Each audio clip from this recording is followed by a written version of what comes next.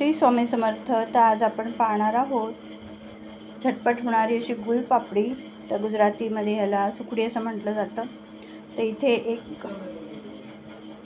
एक कपभर आपण गव्हाचं पीठ घेतलं, तूप घेतलं, गुलकंद, सुंठ आणि वेलचीची पूड घेतली आणि गुळ बारीक करून घेतला. कढईमध्ये आपण तूप तापायला ठेवलं. तूप तापेस्तवर आपण ज्या ताटामध्ये आपल्याला गुळपापडीचं सारण काढायचं त्याला आपण ग्रीस करून घेतलं तूप लावून.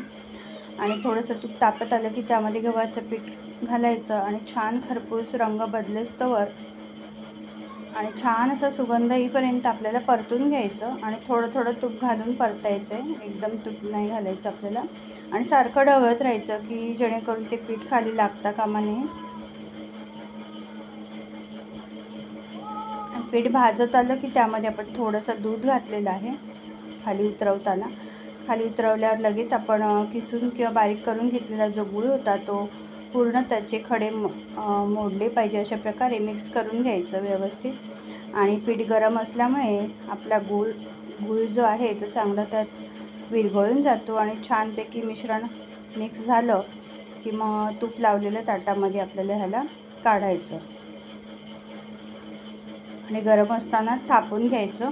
तुपाचा हात लावून छानपैकी थापून घ्यायचं पटपट.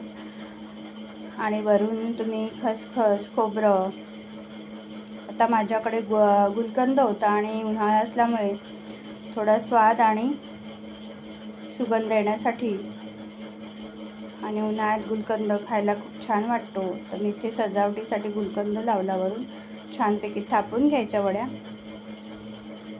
वडी थापून घेतली. त्यामध्ये थोडं गरम असताना अशा वड्या कापून घ्यायच्या आणि गार झाल्यावर अशा वड्या आपण ह्या काढून घेतल्या. तर खूप छान आणि खुसखुशीत अशा वड्या तयार झाल्या. तुम्ही सुद्धा नक्की करून बघा.